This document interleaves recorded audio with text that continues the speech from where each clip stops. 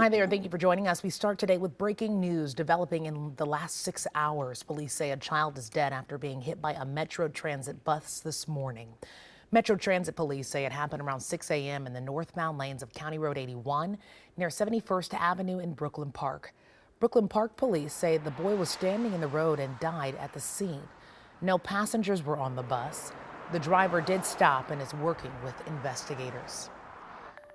We're also preparing to see record temperatures today. We're still about 2 months from the official start of spring, but the warm weather is bringing on some seasonal signs early. Michelle Beck shows us where we can expect to see those changes.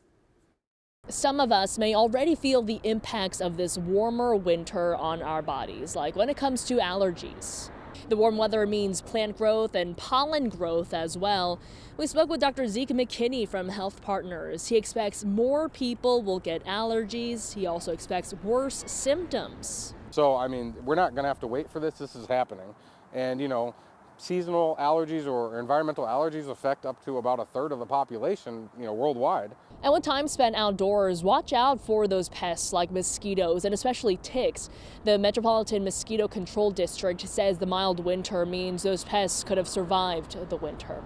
In St. Paul, Michelle Beck, KARE 11 News.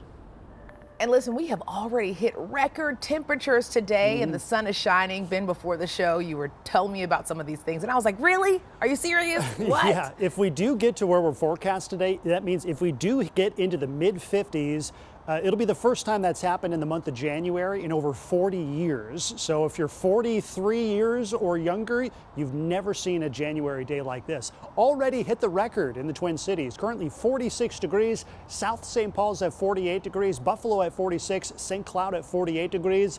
And it gets even warmer further west. Areas along the Buffalo Ridge have a shot at the upper 50s to even near 60 by this afternoon. Just ridiculous heat, and guess what? A full day of sunshine is helping us out. So we're going to see a lot of sunshine both today and tomorrow, and temperatures will be a little cooler tomorrow, so enjoy the 50s today. We'll spend at least a couple hours in the 50s this afternoon before cooling down tonight, but really the rest of the forecast is going to stay rather warm. So an April-like end to the month of January. We still have temperatures well into the 40s through the first week of February, and no significant precipitation in the forecast. However, long-range forecast models are hinting at a change.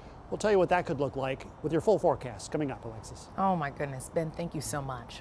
Well, right now we're in contact with St. Paul firefighters to find out more about an early morning fire at a homeless encampment. Traffic cameras caught the fire burning off of 94 and 52 just before 2 this morning.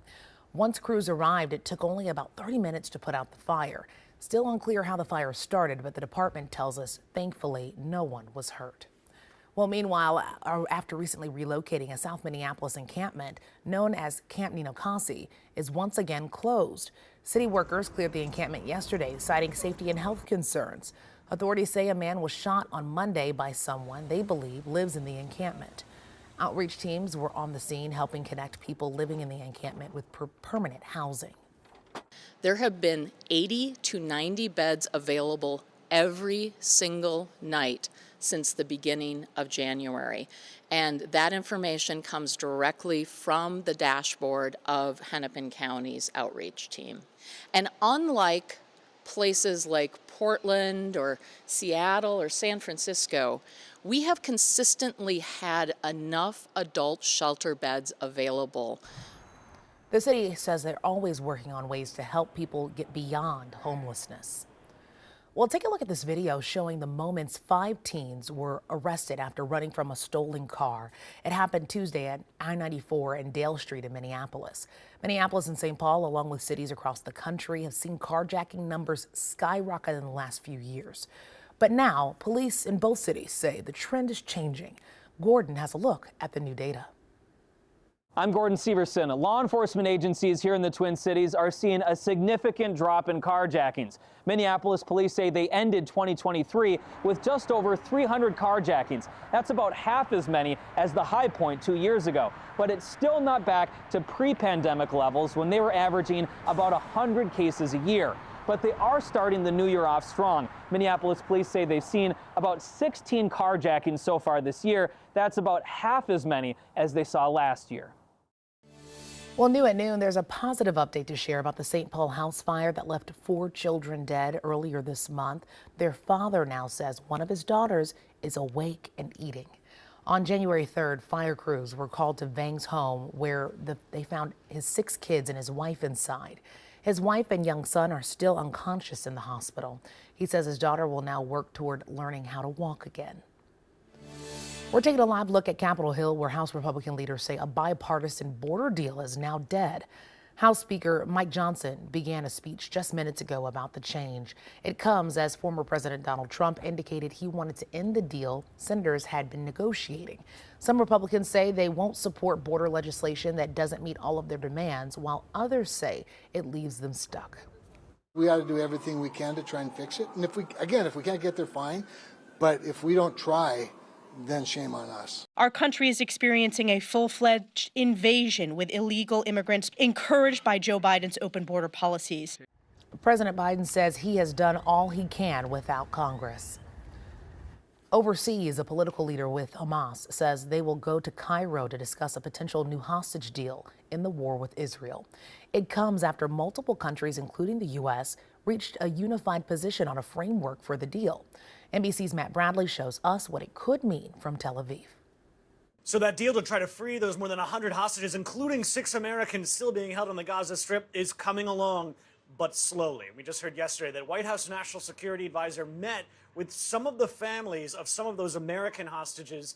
He updated them on the negotiations and tried to reassure them of the administration's commitment to freeing them. But this has been a really thorny issue here, so thorny that the U.S. dispatched the head of the CIA, Bill Burns, to Paris over the weekend to try to hash out a deal, not with Hamas necessarily, but with other parties. He met with his counterparts from Israel and Egypt and with the Prime Minister of Qatar. They came up with a proposal that is now in Hamas's hands, and it would basically say 2 months, some reporting has said 6 weeks, a pause in the fighting in exchange for Palestinian prisoners, 3 of them for each Israeli or American held in the Gaza Strip.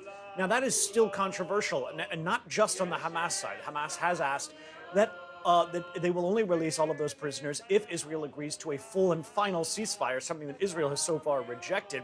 But even here in Israel, there's some opposition to freeing those hostages too cheaply. But now we're hearing that Hamas has been invited to Cairo, but this could mean that this deal could be moving slowly forward, and we might have more news next week. Well, even with temperatures in the 50s, it's still really hard to think ahead to summer in January. When we come back, how a couple is helping families make sure they don't miss out on signing up for summer camps. Plus, new numbers showed Twin Cities tourism is getting stronger following the pandemic, the data from last year.